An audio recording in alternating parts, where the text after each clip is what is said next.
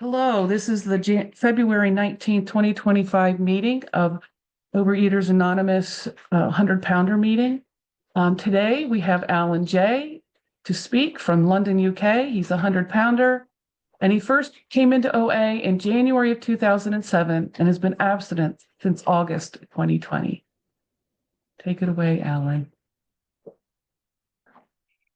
Thank you, Laurie. Hi, everyone. I'm Alan. I am definitely a lot of researcher, compulsive overeater, and I know I fully belong in these rooms, as does everybody else who has ventured into the rooms of OA. It took me a little while to find recovery, as you saw by the statistics. I'm not very good with maths, so no math questions, but I'm sure you can work out I came in 2008, only really got recovered by my current definition of abstinence as of August 2020. And personally, for me, I start my abstinence date from when I had got to step 10 with the steps with a sponsor at the time, because that is when I was no longer white knuckling the food. That is when I'd finally put it down and was living in a conscious connection with a higher power. And somehow that took a while to connect. I don't know why, but that just is my story. I just wanted to read from our OA 12 and 12, just at the very end of step 1 on page 7 in the new version. It says, first we grasped this knowledge intellectually, then finally we came to believe it in our hearts. When this happens, we have taken the first step and we are ready to move ahead with the program of recovery. I thought when I came in 2007, in that January, funny enough, I'm sure you can guess why, that I was ready. I really wasn't. Clearly, what I was ready for was to lose the weight and to feel different. But I think I've heard, there is absolutely nothing unique about my story. I've heard this time and time again, that there is so much more that we have in common, no matter what our specific differences, where we come from, our life situation, our background, our gender, sexuality, religion, or lack of. It's fundamentally, it's the same story every single time. And that's not to belittle anyone's story, but it is so hard to get out of the old habit of the diet mentality, trying all those things, thinking it's just a case of finding the right numbers. I do have a couple of photos. They're really hard to find because I definitely, at my worst, I did not take pictures. So I came into recovery of 2008. So I was 19 when I came in. So a lot of mine are childhood pictures. So this was a holiday, I think around 2002. This was probably 2003. As you can see, I was eating in that picture.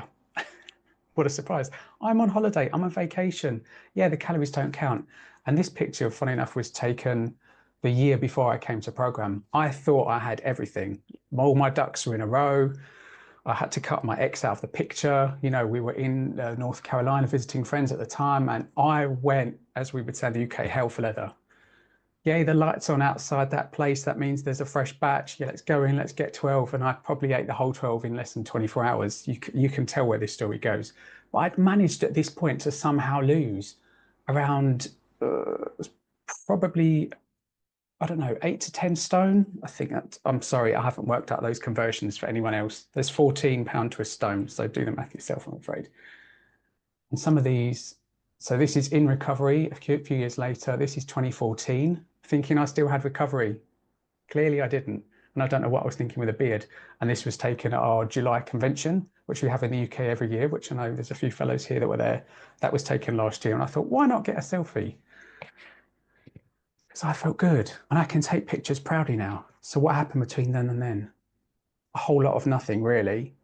So when I came into my first meeting in that January, and that home meeting in Chatham in Kent had people that had been around for decades in recovery. And I remember there was a guy there, he's now passed, in the big meetings in the sky, as they say. And I'm sure he said something along, my memory's a bit rocky, but he said something along the lines of, you'll never eat the same way again. And I've come to understand the meaning of that very differently over time. At the time, I think when you see people that look normal appear in a normal body weight, say they used to do these things, you kind of almost don't believe it. And there is anyone that comes in, whether it be in a physical room, whether it be virtual, there's finally that sense of connection, which I don't think I'd ever really experienced, even with family, because here people know, my deepest, darkest secret, as soon as you walk in that room, everybody has the same one. So we've automatically taken, that guard down to a point. I still wore many masks for a while, but being able to come in and say, yes, just saying I'm a compulsive eater is really hard and really scary. But it brings that unity. We finally get to realize that we are no longer alone. And that slowly begins to chip away at some of the things. I tried working the steps, but still in the food. Abstinence is hard to work out what is up from down, left from right. I didn't know, because for me, my eating was absolutely anything in massive portions. It was all about volume. I needed to get to the size that you saw in some of those pictures. I needed to eat a lot to maintain that. That's almost like an Olympic sport. I certainly worked at it. I knew how to do it. I knew how to hide, to cheat, to steal every single day. And I'm sure many of us, if you can understand, if you've been on definitely a 100-pounder, which I don't know, one, how that happened, how I got to that, well, clearly I do, how I managed to lose that and maintain that happily. Never thought that would happen. But each day would be, the worst of my eating was probably in my latter years of secondary school, dealing with changing secondary school 3 times, the bullying, all the stuff. If you're big when you're at high school, you're going to get bullied. If you're big and gay, you're also going to get double bullied. I survived that. I'm not a victim, I'm a survivor. I survived that. And the difference is the 12 steps. I don't look badly at those times. I've let that stuff go.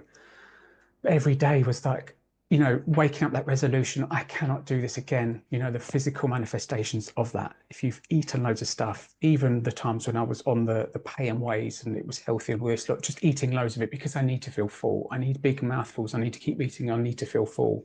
As somebody else said, learning the difference from my neck to eating to the top of my head. It was always had to be to the top of my head. There was no stopping. I never got sick. I just kept going because I had to feel full. Otherwise I felt cheated. So the ramifications the morning after of that, I'm sure you can imagine. I'm not going to go into detail. Fill in the blanks. Firm resolution. I cannot do this again. I don't want to do this again. Desperately wanting to just fit in, to lose weight and not feel the odd one out everywhere I go. Struggling to get clothes, realizing that the pants or trousers that I bought a couple of months ago, I've now worn, the thighs away. They've rubbed. There's nothing worse than getting to that really good pair of trousers and feeling that cool breeze. You're like, uh-oh. And having to go all day realizing you've got a hole in your trousers.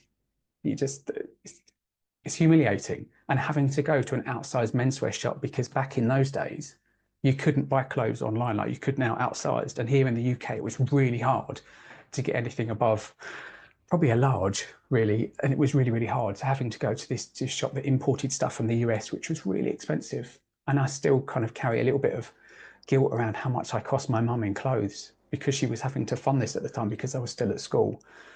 But that's obviously an ongoing amends, which I have to pay my way. But every day was just a constant graze, having to numb out the feelings. And that's the thing, thinking I was just numbing out the negative feelings. But what food does, and this illness does, is it strips away absolutely everything, the good and the bad. It cannot filter out one or the other. It either stops everything or nothing. And as I just read in that reading, it took me probably to a relapse in around 2019 through trying various things. It's just how my brain goes. But 2019, realizing, oh, actually, I'm doing the same things again, believing the same justifications and rationalizations of why I was eating as I did before. This was like 12 years in recovery. What am I doing? It was almost like a wake up moment, about to consume something and suddenly coming to, like, how did I get to this point again? And then almost seeing it in reverse. Well, like, yeah, I stopped doing the work. I stopped going to meetings for a couple of weeks. I held on to resentment. So I stopped doing everything that worked. I heard it said, addicts are the only people that figure out what works and stop doing it. And I definitely did. I stopped doing everything. Slowly, slowly. It's not obvious at the time. There's no alarm bells when I suddenly miss a meeting or I stop doing my tens or stop giving service. There's no alarm bells. It's so gradual and slow. You can't see it like that dimmer switch. Or if you've ever been outside, either during sunrise or sunset, you don't realize how dark or light it's getting. Usually dark is a better analogy, until you suddenly go in and you turn the light on. You're like, oh, realized how dark it is outside. And that's exactly the same with the relapses. I couldn't see what I couldn't see at the time. I can't see what I can't see, and I don't know what I don't know. I didn't know what I didn't know at the time.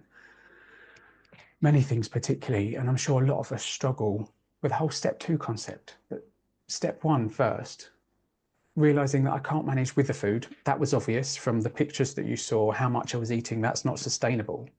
I also cannot manage life without the food, because every single time, no matter how good things were, like in one of those pictures, I thought I had everything together. You know, I've got the guy, money, I've got a job, everything's great. I've lost weight, I'm feeling good. So I thought, but I wasn't. It was all just on the outsides. But we know, you know, in our heads, in my head, it's a dark place. It's a dark road that I don't want to be. It's like that dodgy neighbourhood. There's certain areas of Southeast London that I drive for a living. There's certain areas around Southeast London you don't want to be after dark because they are a little bit sketchy. And that's kind of like my brain. It's a dangerous place to be. It's okay to visit briefly, but just don't stay there. But it took me to that relapse to realize, okay, I can't manage with food or without the food. That's that our lives have become unmanageable. I can't manage without it. It's just physically impossible. Everything leads me back to it. So what do I have to do? You know, reading the steps online before I came in, you see that 3-letter G word. You're like, really? Like, this is going to be some weird, wacky cult. Everyone's going to like get me to do this. But this is the complete opposite of a cult. We don't tell you what to believe. You are free to leave at any point. We're not asking you for huge donations so that the leader can afford this multi-million-pound mansion and this flashy car. This is the complete opposite. And that's what I love. But there's this misconception, and I certainly had that step 2 says that I had to fully understand and comprehend what this higher power is. I need to be able to write a full kind of 20, 30,000 word thesis on it and prove it to the world. No.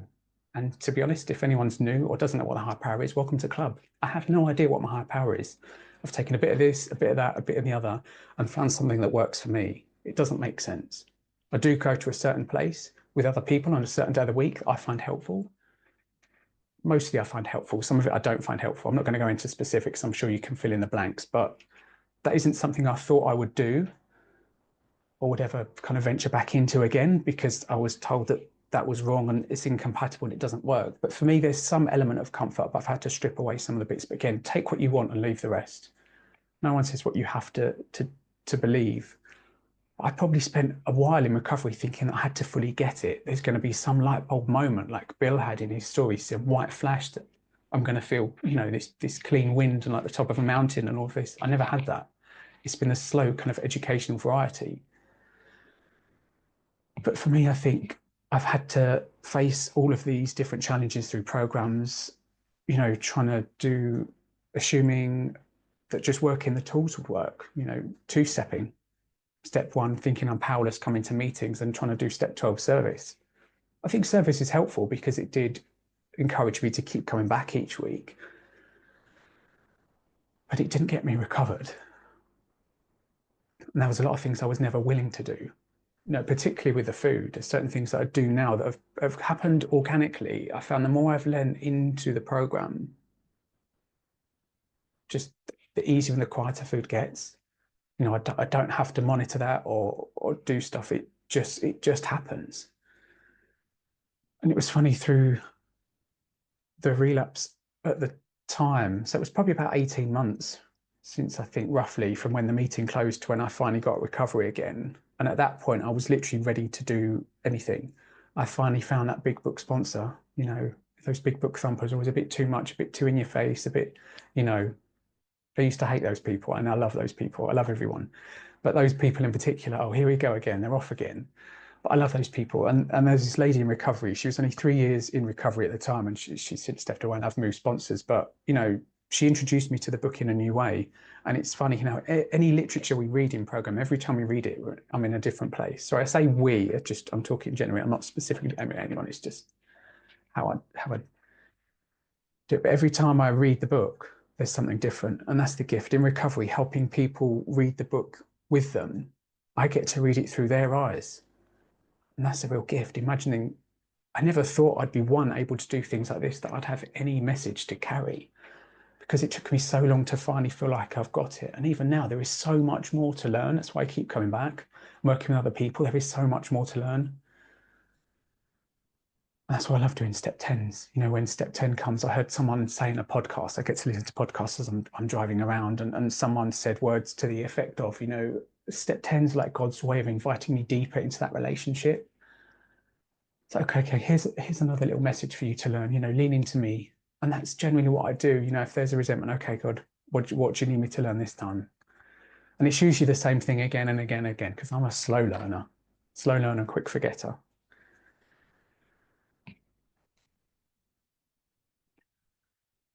And I lost my train of thought, but that doesn't matter. Obviously, you've got what I needed to stay there. So yeah, two-stepping, half measures. It says in the book, half measures of less nothing. I wanted to be, terminally unique and be different.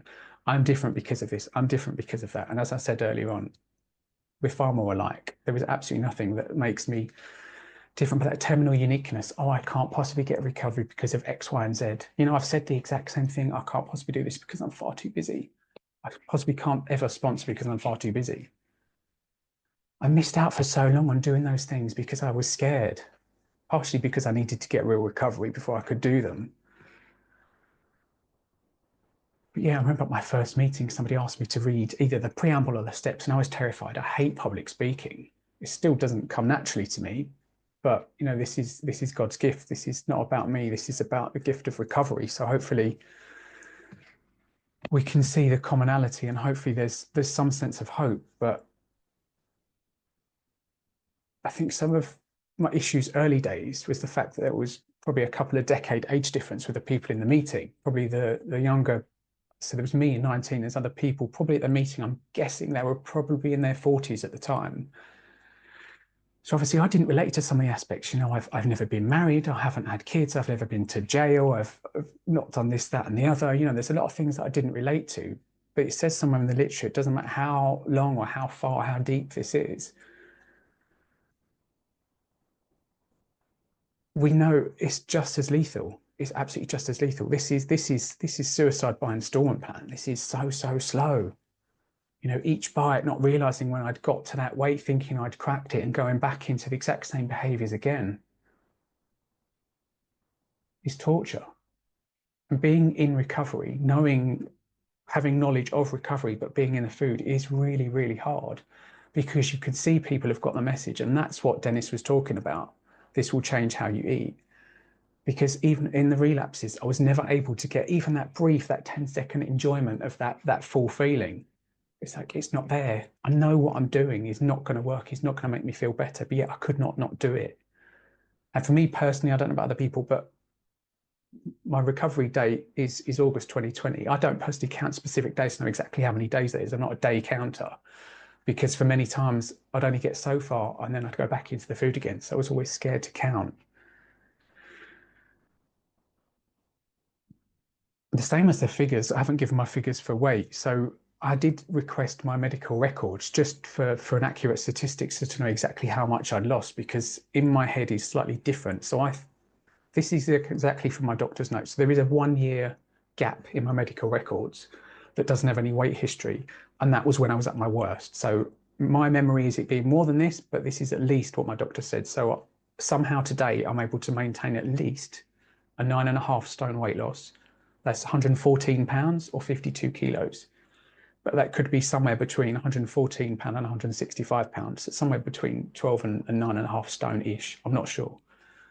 Mum's record of my top weight is that, but the doctors obviously says it's lower. But either way, it really doesn't make any difference, because no matter how much weight I've lost, there's still a part of my head that still says, just lose a little bit more. I always thought, when I got to the picture I showed you earlier when I was in North Carolina, I thought that was the perfect weight.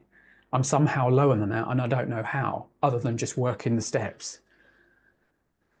But not having to work at that like I did before, to get to that was really, really hard. That was a proper white knuckle experience. I literally, my hands were bleeding holding on to that, like desperately trying not to do those things, like intermittent of doing it one day and having to like starve as much as I could to get to that point. Today, as I said, it's become effortless, because I lean more into God, lean into program, do more service. Every day I do something for recovery, whether it be this that isn't always easy, giving some sort of support, a meeting, helping someone, calls, messages, whatever. Anything that gets me out of myself and into recovery is getting me one step closer. So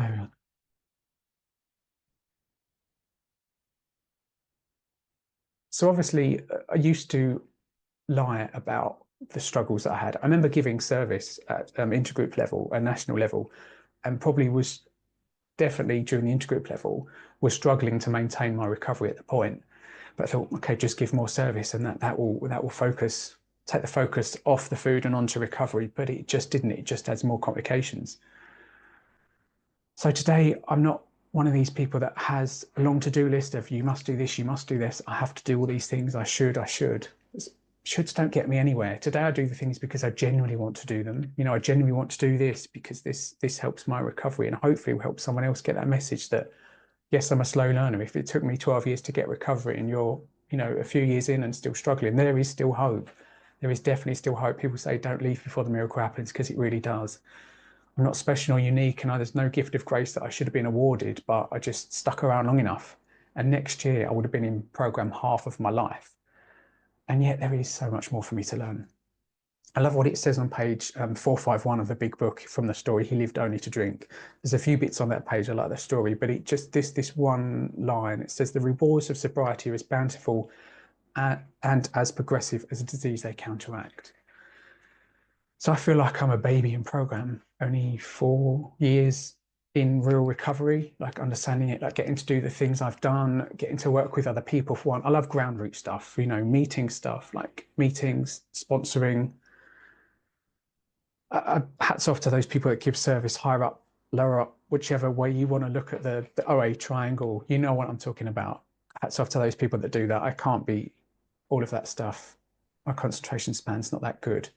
But I just love the ground level stuff, being with other people, you know, just taking that call from someone who's new and realizing I'm not alone. I know, weirdly, I don't know if anyone does this, but when I get step 10s to my sponsees, like there's that little kind of, I'm human too. I relate to that. And a lot of them, the same things that I've experienced, or similar themes. It's like, okay, I get that. Thank you, God, for that message for me. You know, I get to learn from that message as well. It is a real gift that keeps on giving. And yes, you know, some of the weight loss stuff is good. I can go into a normal store to buy normal clothes that are not ridiculously expensive anymore. I can get stuff off the bargain rack, which I normally do.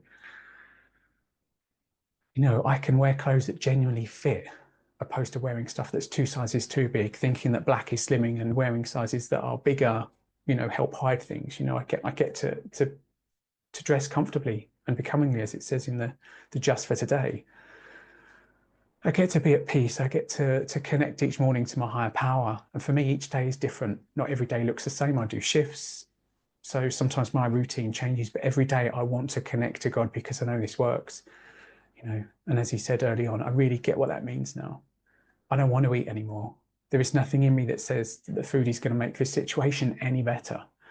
You know, when my mum was going through cancer treatment, she's now fully okay, fantastically, but there was that moment that was like, oh, okay, how can I be there for her? When she told me, when I got back from work, she's like, yes, it's cancer. And she obviously burst into tears. Like, okay, I can be there for you. I can help you. It's just the natural thing in program. You know, this is not about me. Okay, briefly, there's a brief thought, oh, I'm going to miss my meeting. That was my first initial thought, was, oh, I'm going to miss my Wednesday night, a New Freedom meeting, 7:30 UK time. I'll share the poster later, but it's okay. I can be there for her. I can give service, you know, working all the steps, making the amends, being there for the people, just being present. It is so hard to live life trying to remember, like in the food, having to wear different masks, trying to remember who said what liar said to who, trying to be in conversation when we're out at a restaurant, when, you know, all I'm thinking of is what I'm going to get next, or how many times I can go up to get another plateful because it's an all you can eat and I've got to get my £16 worth of food. How many times can I go up without people thinking negatively of me? Those kind of things. Or, oh, everyone's looking at me because I'm overweight. And, you know, yeah, I've lost friends because of this illness. I've lost time. It talks about in the big book about squandering the hours that might have been worthwhile.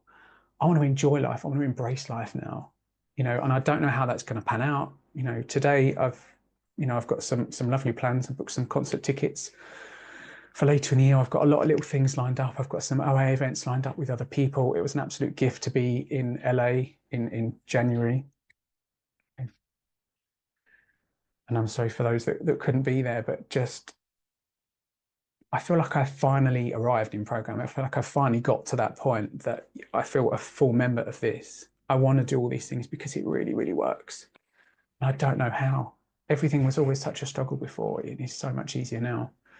It talks about the easier, softer way, which I thought was doing as little as possible. cherry picking the steps that worked for me, trying to do, okay, I'll do a little bit of step 5, but I won't do all of it. I'll procrastinate and drag it out and do as little as possible. It just keeps me stuck in the problem even longer. Quicker for me was better. Working the steps really quickly from the big book was just so simple. It's like, this is so simple. Who knew that the steps worked in connection with each other? That, okay, 1 leads to 2, leads to 3. That seemed really obvious, but it took me that sponsor at that time, after 12 years in, to finally see that. This is not just about doing this and that, the other with food. It has nothing to do with food. This is about emotional sobriety and how am I connecting? How am I being the best person that my higher power wants me to be each day? And there's always more I can do. Every night on my step 11, there's always something I can do better. And I'm sure even those people that we look up to as perhaps spiritual gurus, I'm sure the reason they spend so many hours dedicated to their craft because maybe they feel there's more they can do. So I'm not even anywhere near their level. So I'm just going to keep working. Being human, life happens. I love that 10, 11 and 12. They are not for optional credit. I thought they were. Can cherry pick. I'm not going to do a 10, but doing really simple, my brain is simple, really simple tip 10s. The SDRF, as it says, is that one paragraph where if I've been selfish, dishonest, resentful, or fearful, okay, I can almost immediately see them and automatically that power's gone. It's not about them, it's always about me. It's that spiritual axiom. It's just looking at my insecurities because they're being flared up again. And the difference now is that survivor. Yes, I'm a relapse survivor. I'm somehow a 100-pounder, but I didn't imagine any of these things were possible. The fact that I could feel useful to other people and to the outside world, give service, give more than I take. That was definitely not my motto in the disease. Take as much as I could. Yes, financial amends were big on my list. Who knew I had a problem with that? It honestly took working through that stuff. And obviously now dealing with aging parents, my dad with his Alzheimer's journey, I can be there. I've let go of that resentment. That's probably one of the biggest ones. Holding on, and because basically what I'm doing in holding on and replaying that stuff is saying, I want the past to be different. Stamping my foot like a child, like a baby would. I want it now. I cannot change the past. So I'm holding on to this belief that something in the past can be different. It is what it is. It's neither good nor bad, as it talks about on the top of that. The tides of life flow endlessly for better or worse, both good and bad. But I cannot allow my sobriety to become dependent on these ups and downs. My sobriety must have a life of its own, and that's from 451 as well. So having the new relationship that's now beginning to change with my father is like, it is what it is. It's not good nor bad. It wasn't the best news in the world. And obviously, yes, your head goes 5, 10 years ahead, but okay, rein it back in. Okay, God, what can I do today? I can help his wife. I can be there for her. I can drive them up to Scotland to visit my sister on a family trip, which we're planning to do again this year. I can do those little things to help. And that's generally how I do with life now. If I can help in any way, I'll always try to do my best. I'm only human and I can't do everything. I want to save the world, but fortunately, that's not up to me. I'm not God.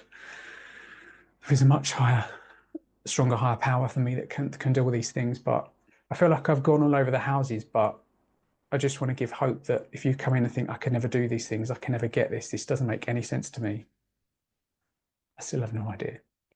I just do one day after another day and just look at just that 24-hour period. And that's all I could do in the worst of the relapses.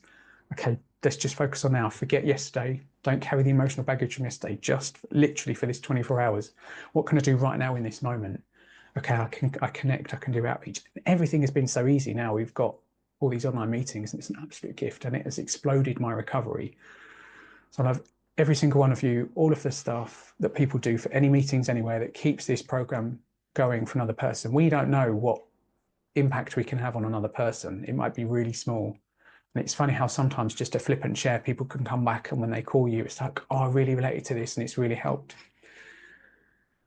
I can only share my story as each of us can. And that's all we've got is the literature and our story to bring hope to someone else. And even if that just helps someone come back to another meeting, that is a gift. We don't know how many lives we can possibly save.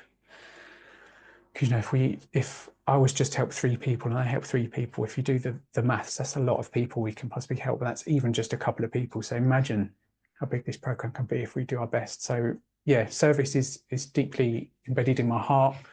I love to do it. I love these meetings. Anyone that's helped out at these meetings, those that come every week, it's a gift to be part of this meeting and many others. But thank you all so much. And, you know, I'll post my number, but I'd love to outreach with people. And yes, I will have to edit this recording as well and upload it later on today. So thank you all for your service and listening to me. Sure.